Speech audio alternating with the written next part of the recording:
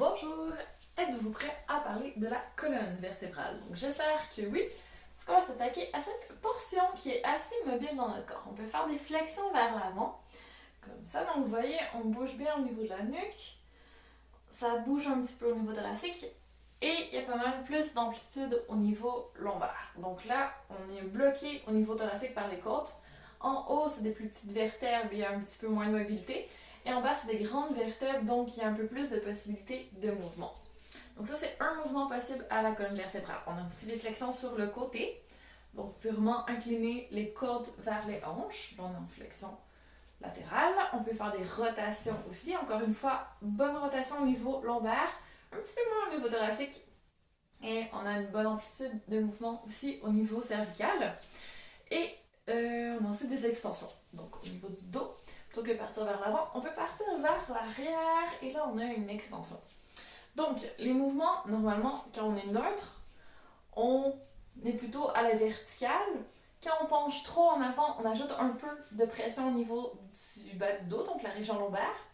Quand on part en extension, même chose au niveau des vertèbres, on change l'angle des vertèbres entre elles et ça met un peu plus de pression sur les disques qui sont entre les vertèbres parce que entre les os, ça prend quelque chose pour que ça glisse et que le mouvement soit plus fluide. Donc, si on a des disques abîmés, les os frottent un petit peu plus les uns sur les autres. Il y a il y a aussi les nerfs qui passent au niveau de la colonne vertébrale. C'est vraiment le but des vertèbres. Les os sont là pour protéger les nerfs. Donc, quand les os bougent, ça peut coincer les nerfs aussi. Donc, quand on bouge, on veut vraiment le faire avec nos muscles pour pas que les vertèbres fassent trop de mouvement, que ça coince un nerf, que ça pince un disque.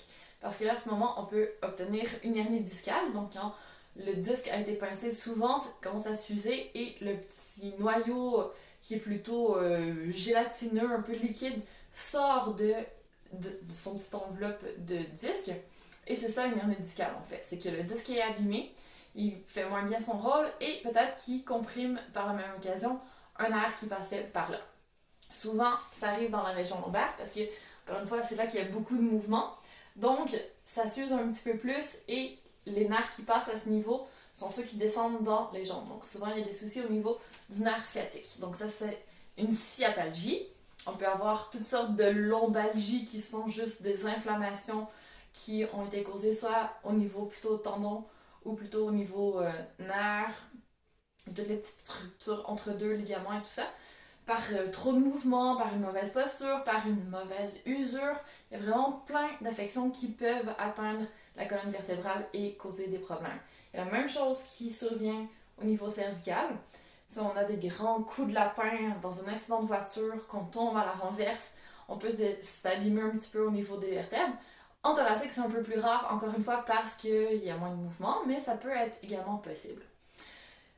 Autre petit souci qui peut arriver au dos, il y a les entorses lombaires. Donc là, c'est plutôt au niveau des ligaments qu'on abîme, qui tiennent les vertèbres entre l'autre. Donc il faut juste attendre que ça revienne en étant beaucoup plus calme et en prenant peut-être des anti-inflammatoires et en mettant de la glace. Sinon, il y a aussi des petits défauts posturaux, donc avoir une colonne un peu en S, donc une déviation sur le côté, c'est une scoliose. Donc ça peut se corriger avant par le port d'un corset, maintenant plutôt avec la physio du pilates pour essayer de redresser la colonne. Mais sinon, il y a différentes variations de la posture neutre. Donc, il y a les épaules plutôt arrondies où là, on est vraiment trop en syphose au niveau de la région thoracique. Il y a toutes les postures plutôt en bascule du bassin vers l'arrière. Là, on est un peu sway back, comme on dit en anglais. Donc, les épaules sont en arrière des hanches. Et là, on a une posture qui souvent s'ouvre au niveau des jambes pour contrebalancer tout notre poids qui s'en va en arrière. Ça étire un peu au niveau des abdos et des hanches. Et au contraire, il y a la posture très très cambrée, donc une hyperlordose, c'est vraiment d'avoir une grande courbe au niveau du bas du dos. Donc les côtes qui sortent en avant, puis une posture un petit peu en avant, généralement. Donc il y a différentes possibilités. Votre posture se trouve peut-être entre deux. Donc, on n'a pas forcément une grosse courbure, peut-être même une colonne plutôt droite. C'est vraiment selon chacun. Mais aujourd'hui, je vais vous inviter à bouger un petit peu plus avec moi pour essayer de retrouver le neutre, c'est vraiment ça qui permet le plus possible de maintenir l'intégrité de la colonne à long terme, donc d'éviter les blessures ou l'usure précoce des disques, les petits soucis qui surviennent quand on bouge de façon non optimale. Je vais vous en parler dans quelques secondes en vous parlant du port de charge, qui est un grand classique de la prévention des maux de dos. Donc je vais juste vous inviter à vous trouver un petit pan de mur libre où vous allez pouvoir vraiment coller vos talons, vos jambes le plus possible, mais garder les courbes normales de votre colonne. Donc vous allez vous poser sur le mur et vous allez vérifier justement, est-ce que vous avez plutôt naturellement un grand creux au niveau du dos, que vous êtes très très posé au niveau des omoplates, au niveau thoracique, et si vous avez de nouveau un creux au niveau de la nuque. Donc c'est normal, c'est vraiment ce qui permet le mieux possible à la colonne d'absorber les chocs, donc on veut garder ces cambrures, mais on va changer un petit peu la cambrure. Donc vous allez basculer votre bassin en arrière, essayez d'expirer, de serrer les abdos, de plaquer le plus possible sur le mur pour voir ce que ça donne. Maintenant, vous allez faire l'extrême opposé, donc vous allez laisser votre bassin partir carrément en avant et cambrer beaucoup. En essayant de rester posé au niveau thoracique. Donc ça donne ça, grand creux dans le bas du dos.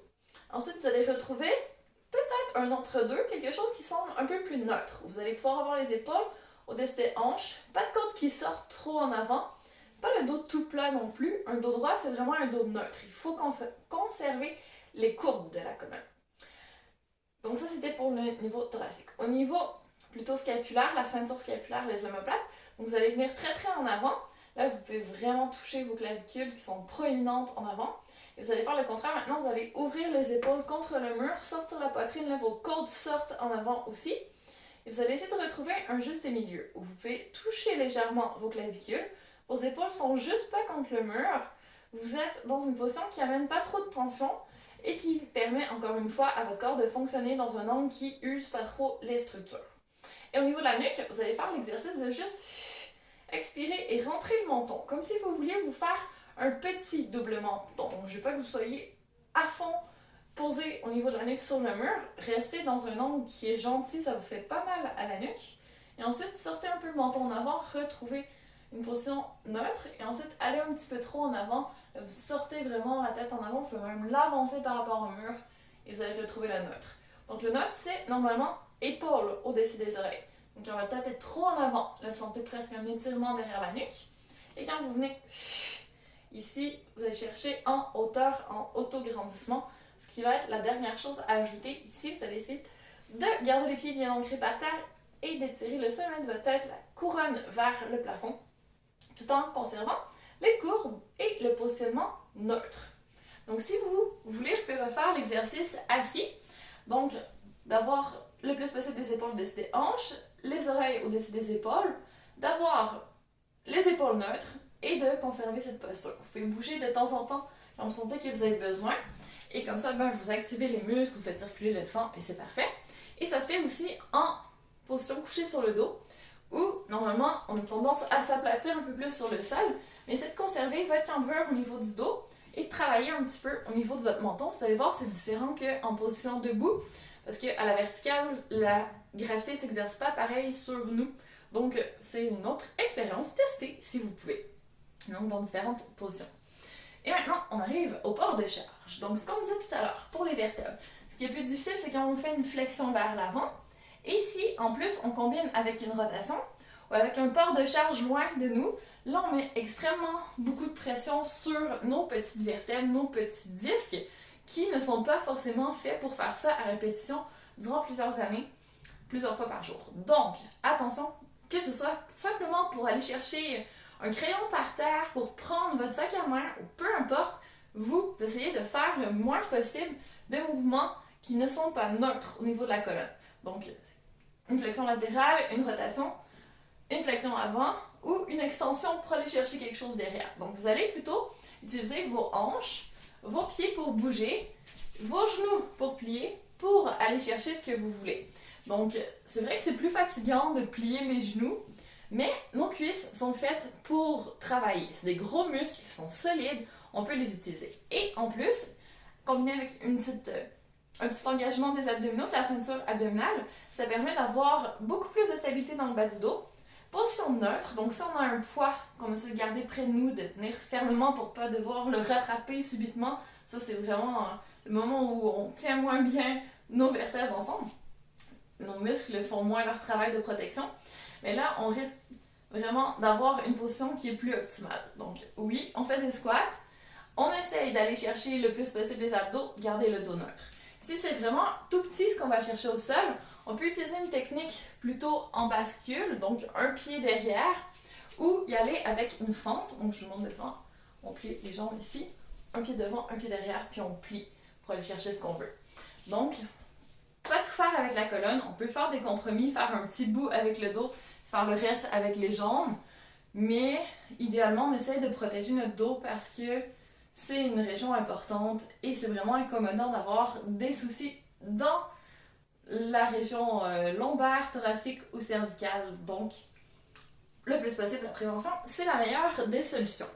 Alors, si ça vous intéresse de voir comment régler votre chaise, votre bureau, vous installer pour la prévention des maux du dos, surtout le bas du dos, on en avait parlé dans une micro-pause active précédente, donc je vous mettrai le lien aussi.